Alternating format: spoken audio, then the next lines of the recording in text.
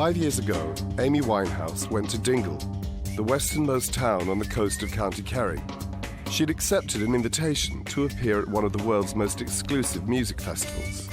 The Dingle Festival, set in a tiny church in the middle of the town, provides the raw material for the Irish TV series Other Voices. Everyone who plays there wants to come back.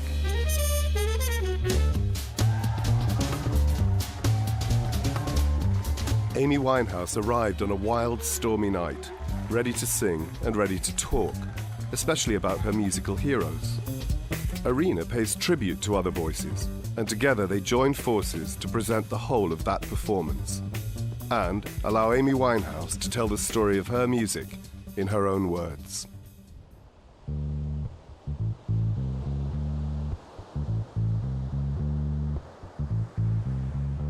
Amy appeared in the 5th series of Other Voices, which we film every winter here in Dingle.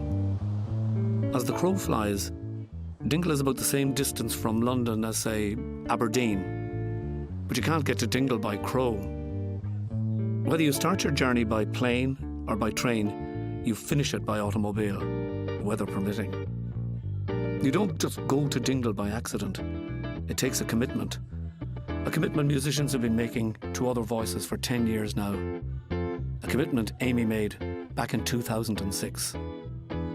The truth is, there's something very, very special about Dingle, and there's something quite unique about Other Voices.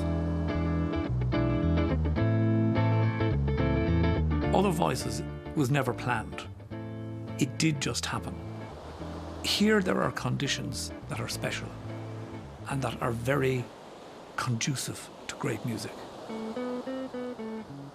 It's peripheral. People feel safe here. Artists sense something here. So over the years, as we've asked people to come, some say no, but many say yes.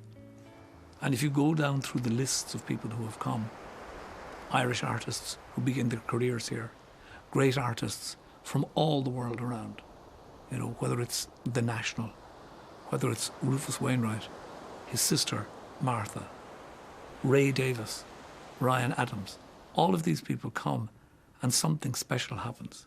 But something really special happened the day that Amy came to Dingle.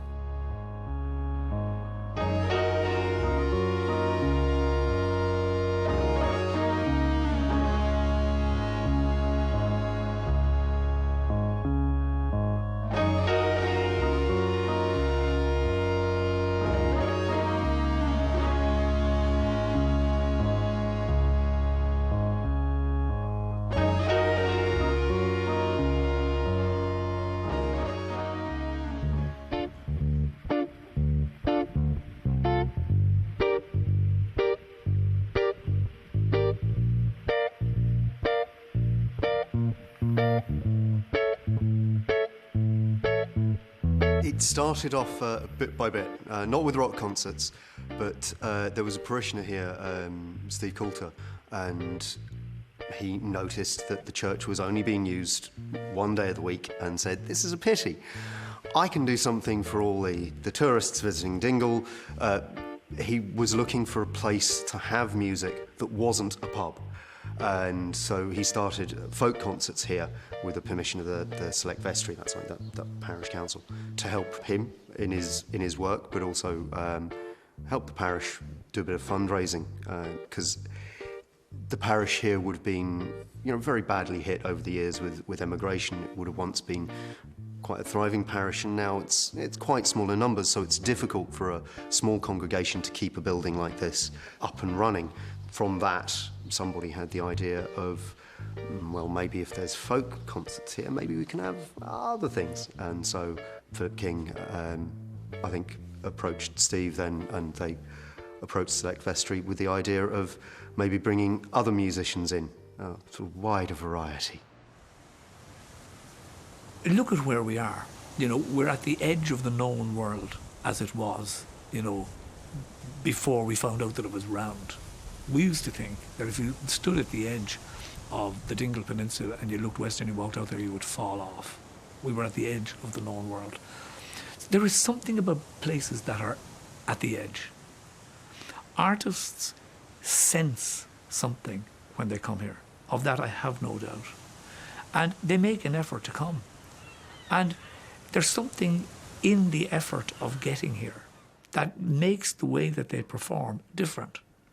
Because the budget isn't big. The production doesn't have all of, the clipboard people running around wondering if everything is all right. There is something communal and collegiate about the place. And people come here, it's real, and they're cherished.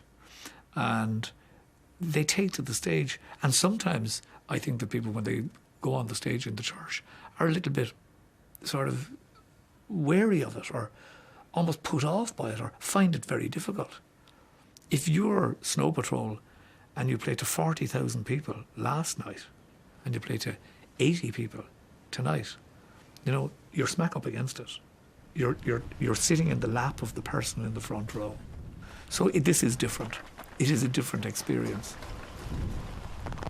It was a bad evening, terrible evening. Very, very wet, very windy and wet. Actually, very windy and wet. It gave me a name, but I hadn't a clue from Adam who the lady was. Not a clue. Just got the name, and I remember going up to the airport and writing it out on at the information desk at the airport, getting the paper thing and writing her name on it and standing there with it. That's what I remember about it, but didn't have a clue who Amy Winehouse was. And I know the flight was late, and I was waiting there for a while, and this girl came along and a man with her. And I was actually looking out for more people. I thought there was more people to come, and I just said to her, I said, "Where's your mother?" And she says, "My mother's back in London." And she was laughing at, and we were laughing in between her. I thought she was a child of Amy Winehouse, to tell you the truth. That's my first reaction to seeing her, was that she was a child. I remember it being a very long day, getting here, and then going to the hotel to get ready, and then coming to do the performance, and then going straight back to the airport. And it was so long, it was a blur. There's one in there. You're all right. Should I stick my phone in there? Sure, by all means, yeah. Yeah, we had a great time, always did. And she loved coming to Ireland, actually. We've been a few times, and she always enjoyed herself a lot, so. The label, Chantal was texting me, is she there? Is she okay? Who's arrived? Who's picked her up? Is everything okay? And I was like, everything is wonderful. She marched up the stairs in Benner's into her room, and she says, "Can you give me a hand?" And I said, "Well, what?" And she said, "Well, will you hold my hair while I backcomb it?" I was like, okay. So I'm holding the back of her hair, and she's backcombing the front. And I was like, "Can I get you something to eat?" And she was like, no, I'm late. I'm sure you're way behind schedule. We've got work to do. We are delighted to have here tonight Amy Winehouse.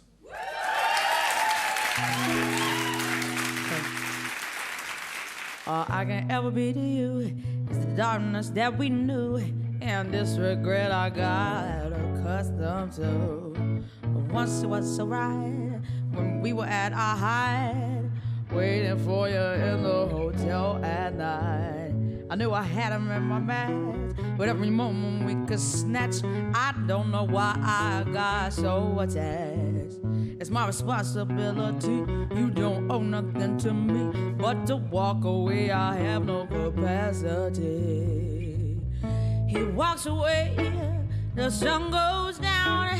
He takes the day, but I'm home. And in your grave, in this blue shade, my tears to write on their own.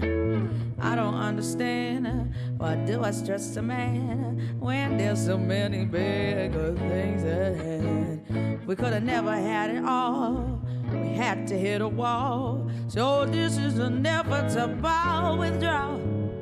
Even if I stop wanting you and perspective pushes through, I'll be some next man's other woman soon. I cannot play myself again. I should just be my own best friend. I fuck myself in the head with stupid man. He walks away, the sun goes down.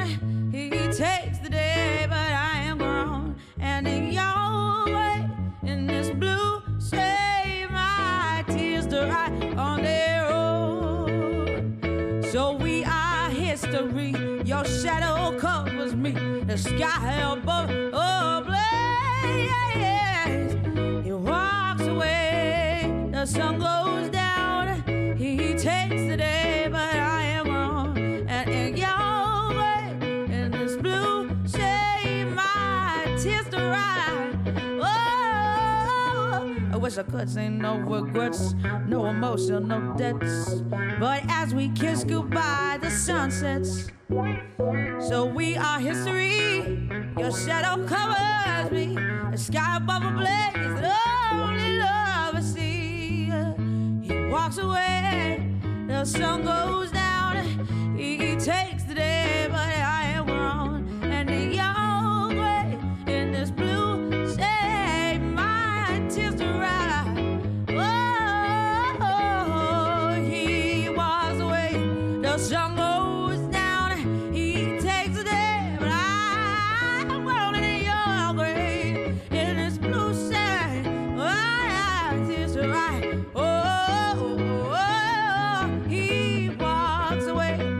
The sun goes down, he takes the day, but I am wrong.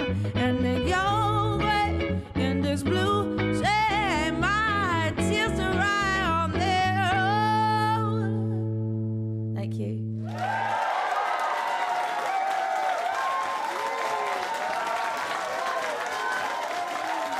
Amy, you've just done a set which is, you know, clearly Amy Winehouse, soul singer, you know, and we don't get to hear that kind of music, you know, in real life very often, but we do hear it on record. Presumably you heard this kind of music first on record as well. Yes. So who was it? When I was younger, I didn't really listen to a lot of soul, but in the last year, I've got very into Motown girl groups and that kind of thing. Just in the last year? Yeah, no, maybe year and a half, yeah. Well, it seems like it's in your bones. Yeah, no, I mean, I liked Otis Redding when I was younger. I've liked Otis Redding from about 14 or 15. But I listened to hip-hop and jazz for so many years that it just took me a while to... I mean, that's pretty much it. Soul comes in the middle of, like, you know, it goes jazz, soul, or Motown, then hip-hop, you know, obviously. So, obviously, I've gone in the middle of them too. But just recently I've been listening to a lot of gospel singers, like Mahalia Jackson and Aretha Franklin. So I love gospel singers because gospel's so truthful. There's nothing, you know, I mean, I'm not religious, but there's nothing more pure than the relationship you have with, you know, your God or what you believe in, your faith. You know, there's nothing stronger than that, apart from your love of music. So gospel to me is very inspirational.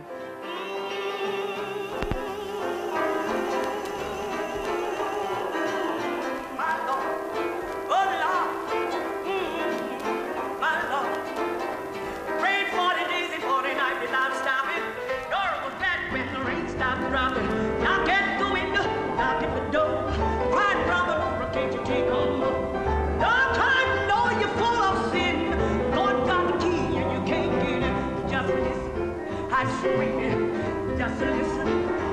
ringing all day, all night, all day.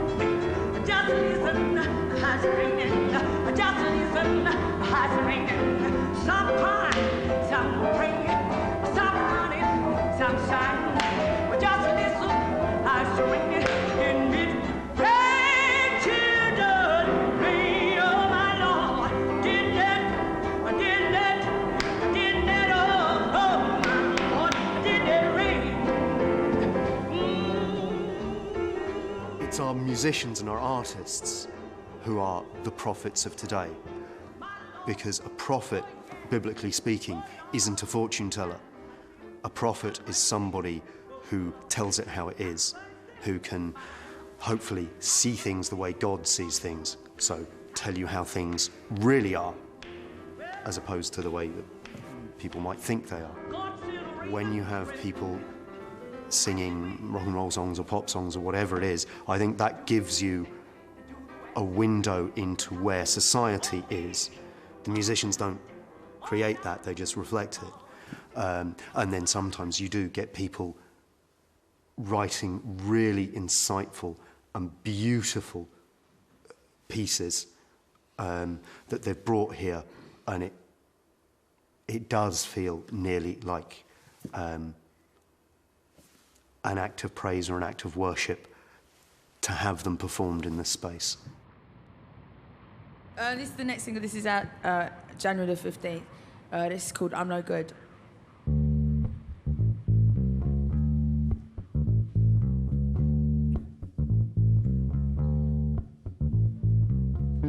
Meet you downstairs in the bar and I heard your rolled up sleeves and your skull t-shirt.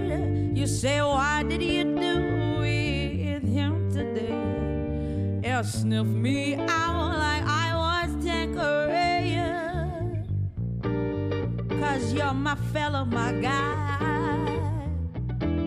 Hail me your Stella and fly. By the time I'm out the door, you're 10 men down like Rosemore. I cheated myself like I knew I would. I told you I was terrible. Yeah, you know that I'm no good.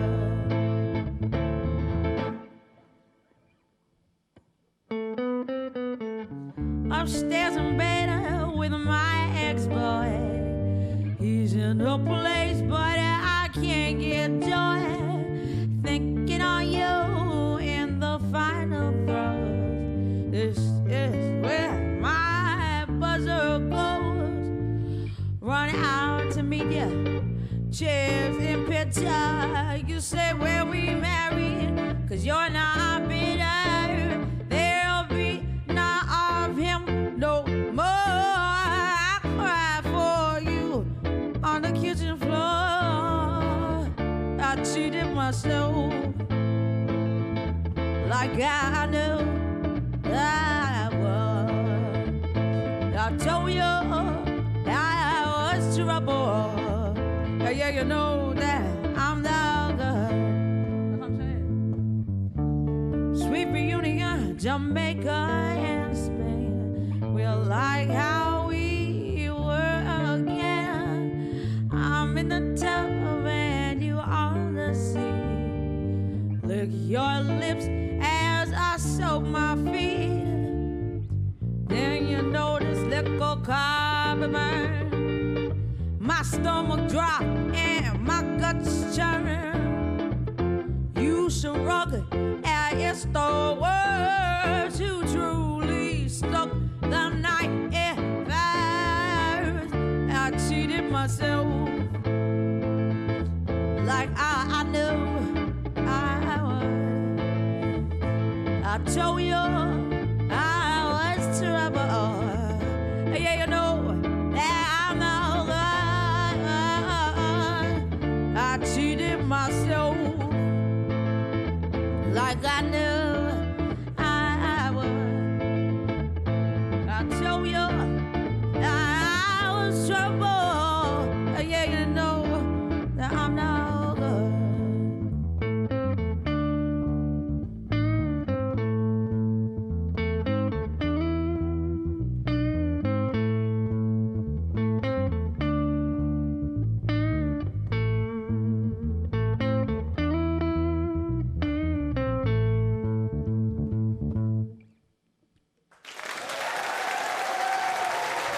you. When you're a singer and you haven't heard someone like Mahalia Jackson until later in life, that must make you reassess yourself as a singer. You just kind of... There's a lot of singers who, if you are singing and you don't know certain people's works intimately, you give up. Like Sarah Vaughan, Minnie Riperton is another singer like that. Mahalia Jackson, Dinah Washington, Kim Burrell is another one. And to see, for live performances, you have to see Colleen Anderson at least 3 times in your life. You have to. Yeah. She's someone who I'll sit around the venue all day just to hear her sound check, all day. She did a version of Don't Look Back in Anger, and I was just crying. Oh.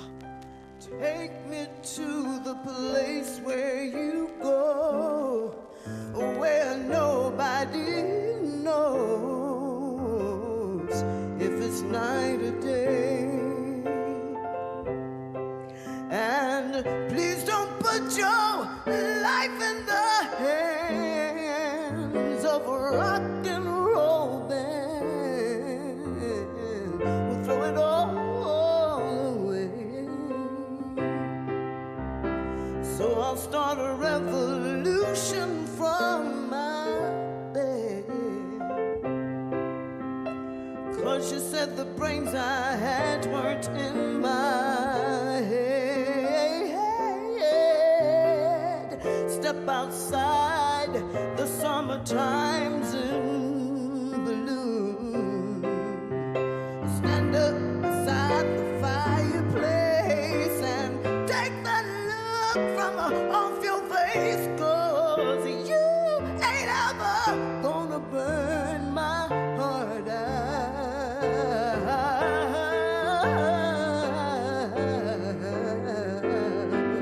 All I do is wait. I know it's too late as they're walking on by.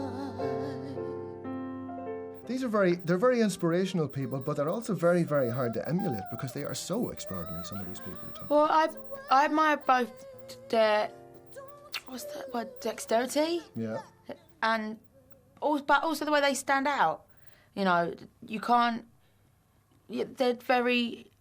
You know, there's singers like Ella Fitzgerald. I would say she was one of the greatest singers of all time, but she knew how to carry a tune, to me, really. She doesn't stand out because she just sounded like a lot of other people. You can hear her and go, oh, that's Ella Fitzgerald, but it's not like she stood out, you know. Would you prefer Sarah Vaughan to Ella Fitzgerald? Easily. Yeah. Sarah Vaughan's like one of my favourite singers of all time. Sarah Vaughan was an instrument. I've heard her on record humming. She does like a humming solo. She sounds like a reed instrument. She actually sounds like a clarinet or something. Yeah. It's mad.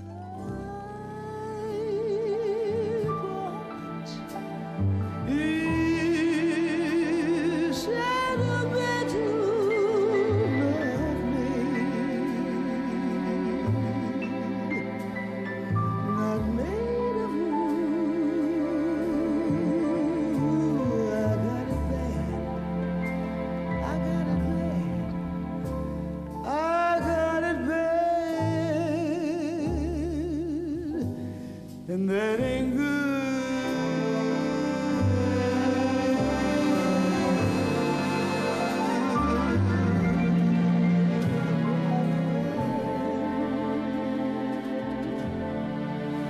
The weekend's over,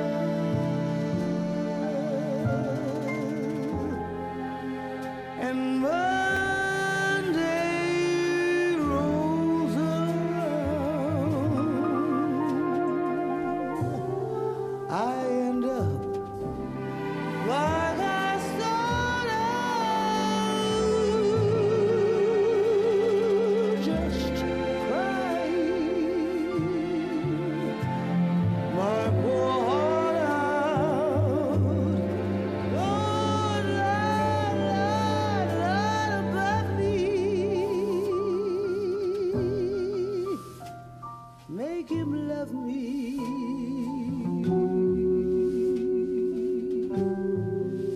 The way he should.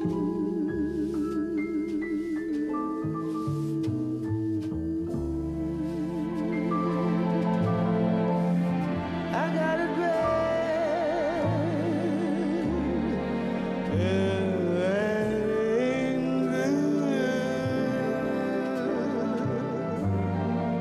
When you started to sing, first of all, was it singers like Sarah Vaughan that you were trying to copy or be? Or? No, I think I came to Sarah Vaughan a lot later. I was about 18. But when I started listening to Ella Fitzgerald, and then I was like, my brother had all the good stuff, and my brother was like, Dinah Washington. And so I learnt to sing from Dinah Washington a lot. But I learnt to sing from listening to stuff like Monk and a lot of soloists. That's how I learnt to sing as well, rather than just listening to singers. Because I loved jazz. It wasn't really the vocal jazz. I just loved jazz. So I learnt from everything, really. And when you started to perform as a jazz singer, what was the setup? Were you part of a band? Were you invited to sit in with people? I think I did one gig as a jazz singer for the National Youth Jazz Orchestra, which everyone's come through, comes through or goes through at some point. I think that was my first and last gig, because after that, my manager came to that gig and said, "I'll give you loads of studio time and just go and play guitar and write songs." And I was like, "Thanks, why?" And he was like, "Well, you're going to make an album and then I'm going to get you signed and everything." And I was like, "Really?" You know, so it's cool. But I did a lot of... I still did up until a couple of months ago. I'd go and do massive... Like, I did the opening for a casino, and I'd go out and just my piano player with that and would just do jazz all night. Or sometimes we get like... There's these Russian bankers, they really like me because I'm Russian Jew. They like me, they always book me if they're in town, and we do jazz for them, we don't do my stuff. So I still sing jazz, but I do it in a duo context.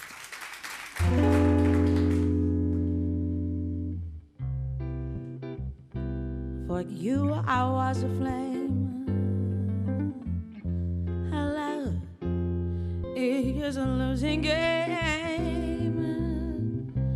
5-story fire, you came. Love is a losing game. Why I wish I never played. Oh, what a mess we made. And now the final frame. Love is a losing game.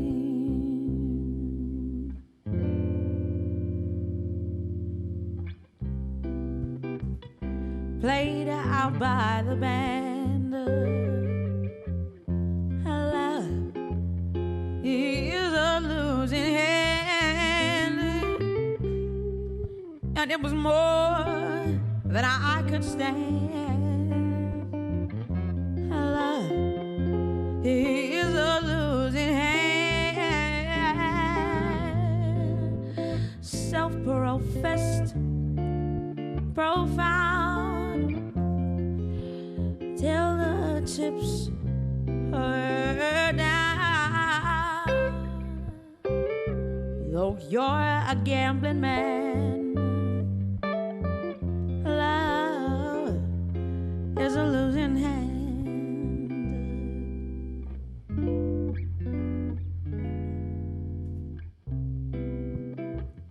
Though I battle blind, love is a fate resigned. And the memories, they mar my mind. Love is a fate resigned. Oh, the futile and left out by the gods.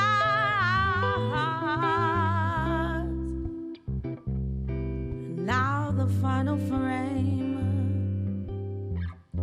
Love is a losing game. Thank you. The whole jazz thing's got a bit strange, hasn't it? Because anybody who sings any kind of acoustic folk now even is called a jazz singer, and yet you grew up singing the real stuff. I mean, you were into Monk and all of that. Yeah. Is there a good jazz scene in England at the moment, in London? Yeah? Yes, there is. Not in London necessarily, but we have June Records. My guitarist actually plays for it's not really not their house band, but they have a band. There's a band signed to June Records called Jazz Jamaica. They're amazing. Saw them at Brecon, and it was a massive auditorium, and they were on quite early in the day because not a lot of people know who they are. We sat at the back of the auditorium expecting it to fill up, and there was probably about 30 people in there. But when I say massive, I mean the size of, it must have been like 1,000 capacity, and we were like practically alone. It was amazing. And it's so cool, their stuff. It literally is it's like ska, jazz, and they're wicked. And then there's members of that Dennis Baptiste is in there.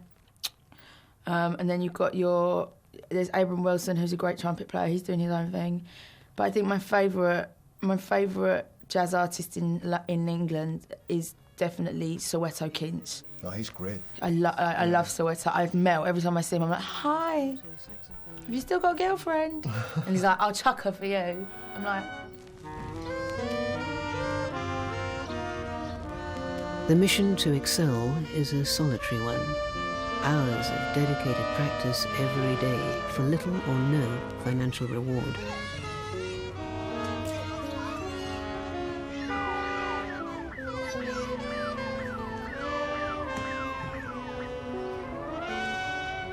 Milkmen and paperboys have long finished their rounds.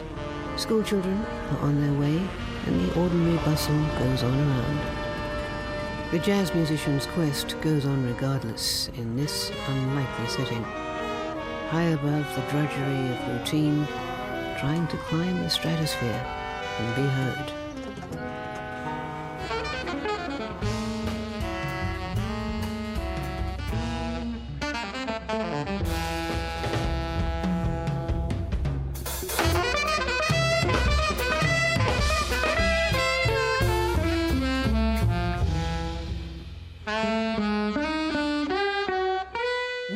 Listening, I presume you were. I mean, when you were at school and, you know, all girls together, you presumably listened to what was on Top of the Pops and listened to regular pop music as well, right? Yeah, but when I was very young, only when I was very young, I mean, I watched Top of the Pops because you do watch Top of the Pops until you're old enough to start going out on a Friday night. Is it Friday night? It was Thursday when I was a kid. I don't know when it is now. In fact, I don't even think there is Top of the Pops anymore. Well, no, there isn't. But I loved Kylie when I was about 6. Then I loved Kylie when I was about 6. Then Madonna, it was Madonna. I graduated to the Church of Madonna. I converted to the Church of Madonna. I loved Madonna so much. And then when I was about 10, I kind of got wind of Salt and Pepper, and my life changed. What a man. Completely, my life changed. And from then on, it was like R&B only. From about 10. And then when I was about 14, jazz.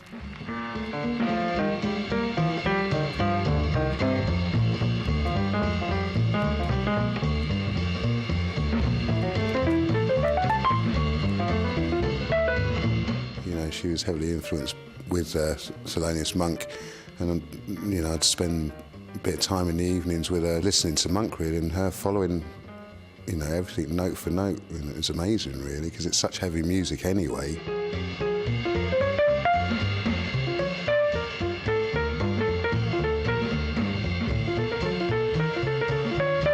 Yeah, she was very much into instrumentation as well as the voice, really. And it came out when she'd sing, really. She just had that ability to improvise phrases, and I mean, her rhythm was phenomenal, so she could just literally manipulate it in the way she wanted to, really, you know. And every night when we go on stage, she could sing the same song, but different every night, and she'd give her all.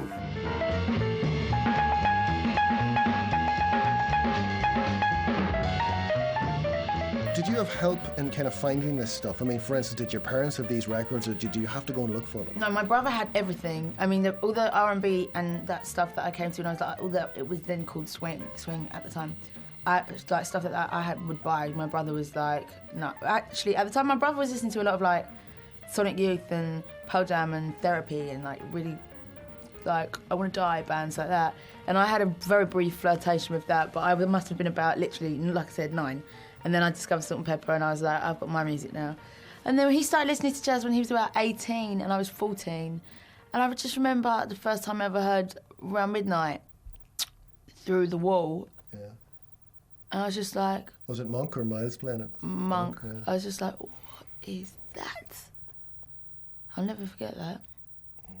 But yeah, I still remember hearing it. And then Ella sings it too, which is a great version of it. Oh, really? Oh, yeah, of course. Anyway. And I remember the first time I heard Ray Charles ever. It was Unchain My Heart. And yeah, it was Unchain My Heart. I remember walking into my brother's room and I opened the door. I always used to knock because my brother would throw stuff at you if you didn't knock. I opened the door and I was just like that. And he goes, what? He looked at me like I was about to go, Mum's dead, or something like that. That's weird.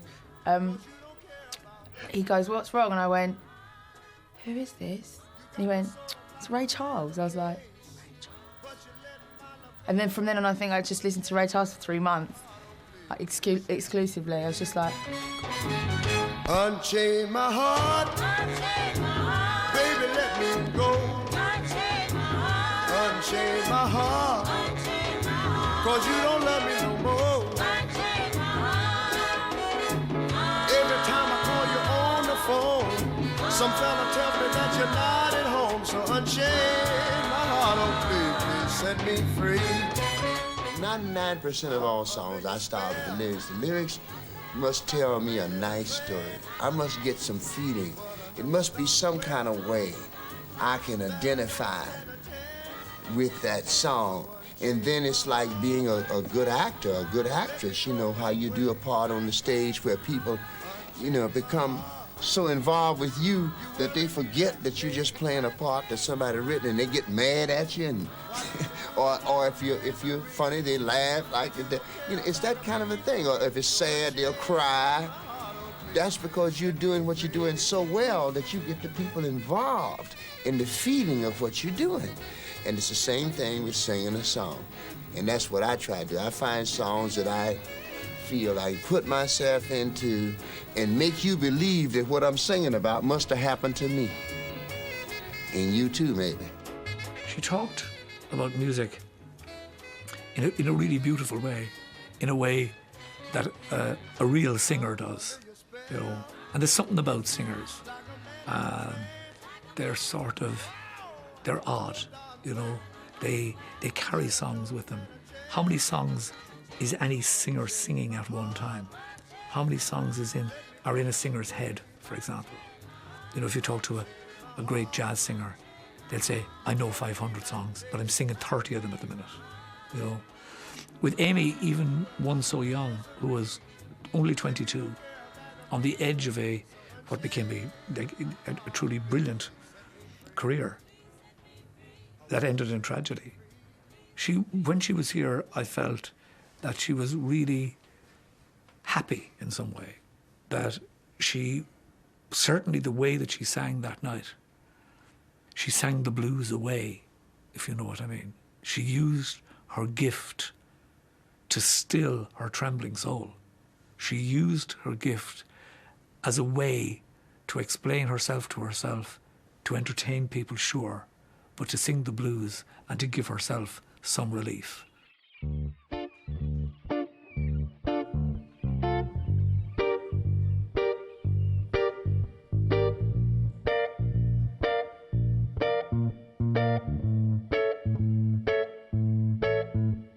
He left no time to regret, kept his dick wet with his same old safe bed.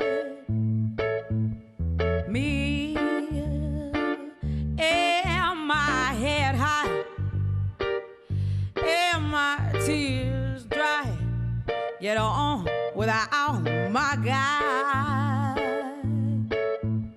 You went back to what you know, so far removed from all that we went through.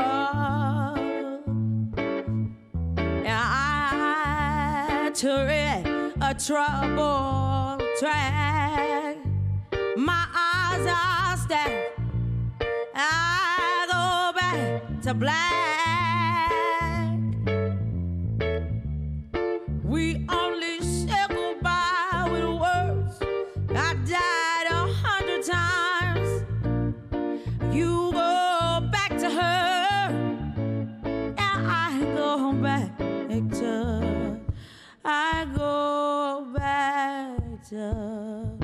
I love you much. It's not enough. You love below, and I love above. And life is like a pie, and I'm a tiny penny rolling up the walls inside. We only say goodbye with words. I died 100 times.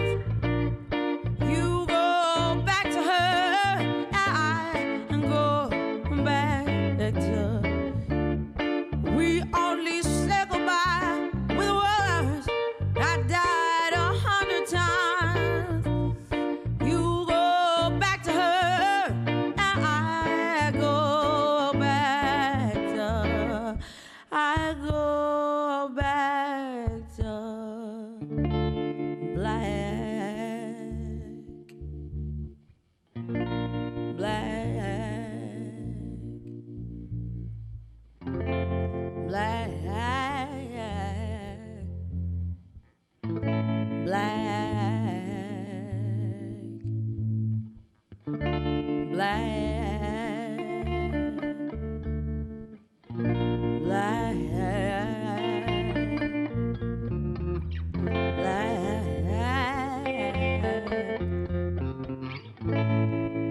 I go back to.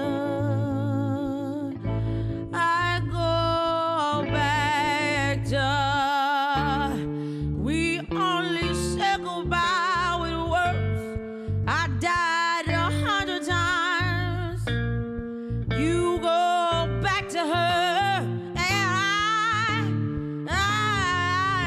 and we only say goodbye with words. I died 100 times. You go back to her, and I go back to black.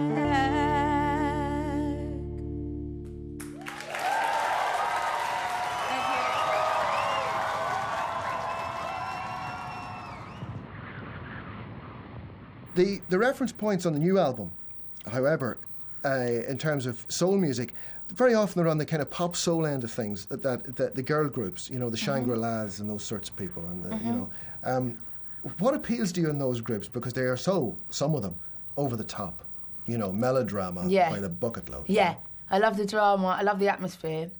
I love the sound effects. People will know Leader of the Pack and things like that, you know. But there's so many of them, Sophisticated Boom Boom. And there's they just write the most depressing songs ever. Like I Can Never Go Home Anymore. It's when me and my boyfriend finished, I used to listen to that song on repeat. I listened to it for 2 weeks, sit on my kitchen floor with a bottle of Jack Daniels, drink the Jack Daniels, and pass out. Wake up, just do it again. My flatmate used to just come in, leave me bags of KFC, and then just leave. She used to come in, see me, and be like, "It's your dinner. I'm going out." Listening to I Can Never Go Home Anymore. Yeah, on repeat. Again. Wow. Like that. I'm gonna hide if she don't leave me alone. I'm gonna run away. Don't, 'cause you can never go home anymore. Listen, does this sound familiar? You wake up every morning, go to school every day, spend your nights on the corner, just passing time away. Your life is so lonely, like a child without a toy. Then a miracle, a boy. And that's the saddest song in the world. That is the most depressing song. It's like, yeah, Mum, I'm in love. And she's like, well, you're too young, you can't be there. Well, Mum, I'm leaving. No, first of all, she's like, I've got nothing in my life. All I do is go to school. And then a miracle, a boy. Yeah, and then her mum dies of grief because she never goes home. But when she leaves home, she's like, don't love him anyway. It's like just so depressing. So what's that line? The angels came and took her for a friend. Yeah, she grew so lonely in the end, the angels took her for their friend. Never, and I can never go home anymore. And that's sad. Never go home anymore.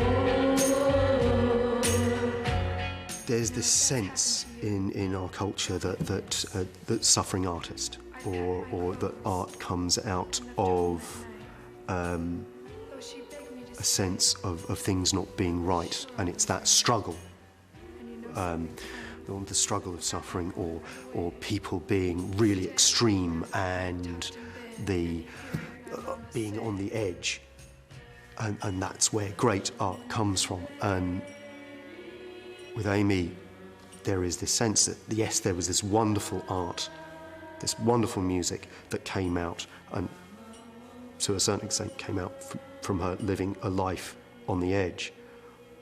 But I think there's a sort of like a category mistake, that it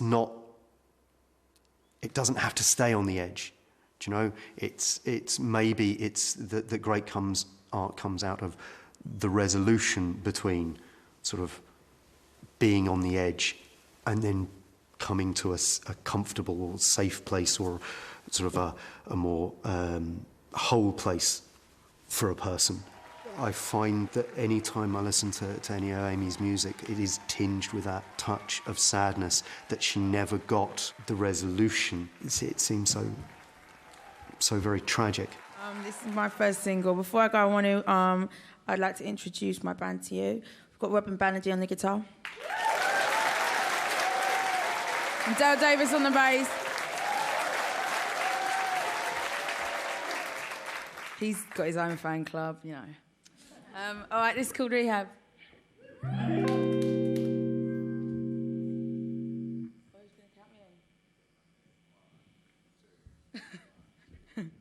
They tried to make me go to rehab. I said no, no, no.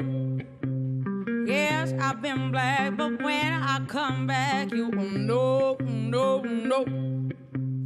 I ain't got the time, and if my daddy thinks I'm fine, just try to make me go to rehab. I won't go. I'd rather be at home with Ray. I ain't got 70 days, 'cause there's nothing you can teach me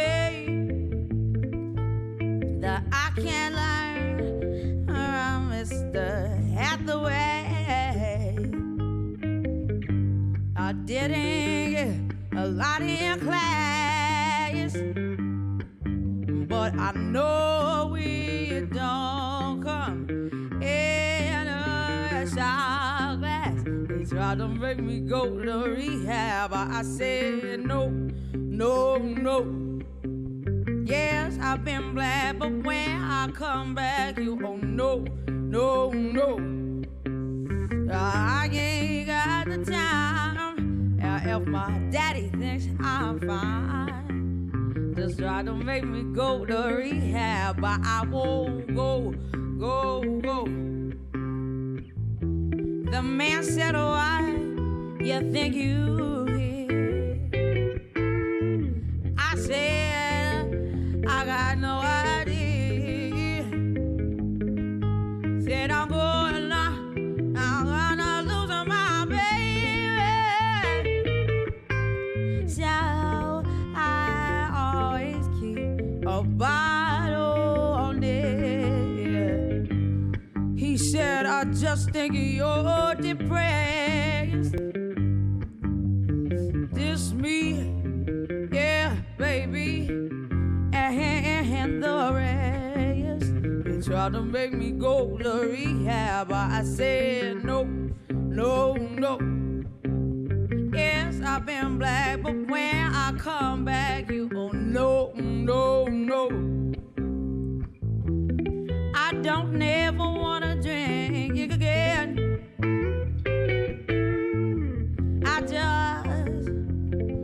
I just need a friend.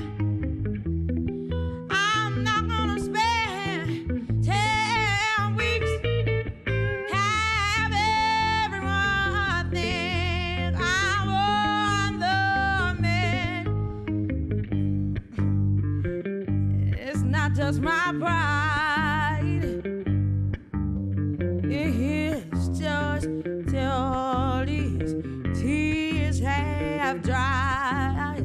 They tried to make me go to rehab, but I said no, no, no.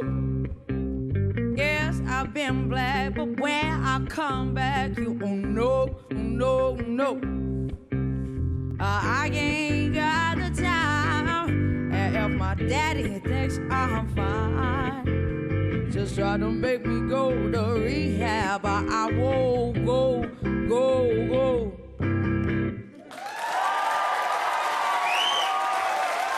Thank you very much. In any sense, was this album in any way at all just moving you away from the jazz tag? Did you want to get away from that? No, level? not at all. I mean, I'm a jazz singer. I can do jazz and I can do hip hop, and I'm just not listening. I just wasn't listening to that anymore. And what I listen to influences what I write very much. So, you know, I'm gonna do my third album now. I'm gonna just get it out of the like, just not get it out of the way, not you know, like knock it out, but like I'm just taking every opportunity. I've got 2 weeks off over Christmas. I'm going to work. I'm not going to sit around and eat chocolates and drink brandy. You know, I'm not going to do stuff like that. I'm going to have Christmas Eve with my boyfriend. I'm going to break him into Christmas. We're going to watch Bad Santa, Elf, and It's a Wonderful Life. I'm going to cook dinner, and if he doesn't cry, I'm going to leave him. If that doesn't work, get rid of him. I'm going to leave him. Yeah, okay. That's the Bad Santa, Elf, It's a Wonderful Life, and then me packing my bags, literally. And then Christmas Day at my mum's, my auntie's. Boxing Day at his mum's, and then back to work. Well, it was literally a few weeks after the album took off in America, and she'd won loads of awards, and then that was it, you know. Just went off and promoted the record, and I think the demand for her was so great then, and she probably didn't have a chance to sit down and write that next album, really, so she burned so brightly, you know. I have no idea what to do now. What? Do you miss her? Absolutely, you know, I think about her. When she was alive, I used to think about her all the time, every day, and now she's gone, you know, I always think about her, and it's a big loss. It's life, but it's a big loss, you know, really. Yeah, okay. This is called Me and Mr. Jones. I don't need the pre-chord. Thank you. Nobody stand in between me and my man. It's me and Mr. Jones. What kind of fucker is this? You made me Mr. Slick Rick Gig. You thought I didn't love you when I did. Can't believe you played me out like that.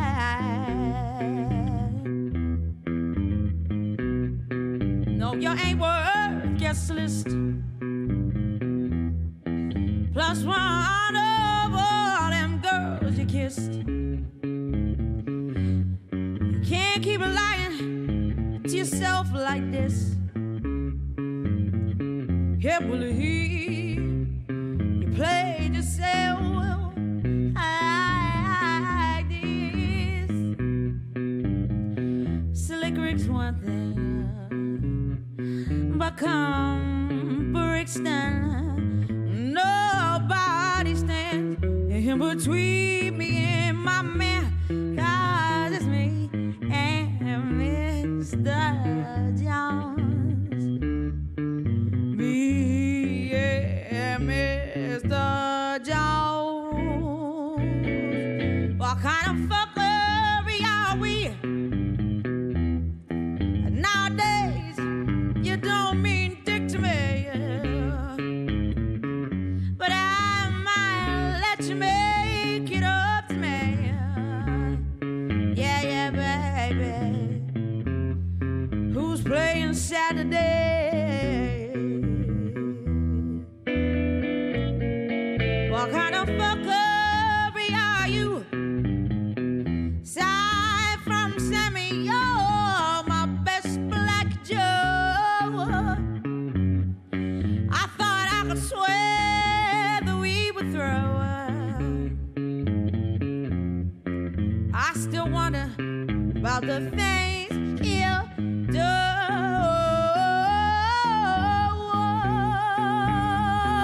Mr. Destiny, 9 and 14, nobody stands in between me and my man. I just me, yeah, Mr. Jones. Hey, yeah,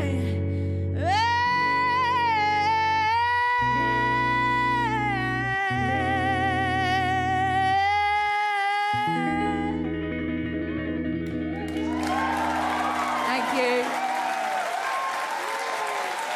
Thank you very much. When Amy Winehouse sang, she let us in, if we have the ears to hear and the eyes to see, into the heart of what she really was as a person and as an artist. She touched all of us that year because she was so what she had been represented as in the tabloids. And we didn't care about any of that. We weren't interested in any of that, and still aren't. It was just brilliant that she came with her spindly little legs and her mental hair and sang her heart out in Kerry for us. Brilliant. Absolutely brilliant.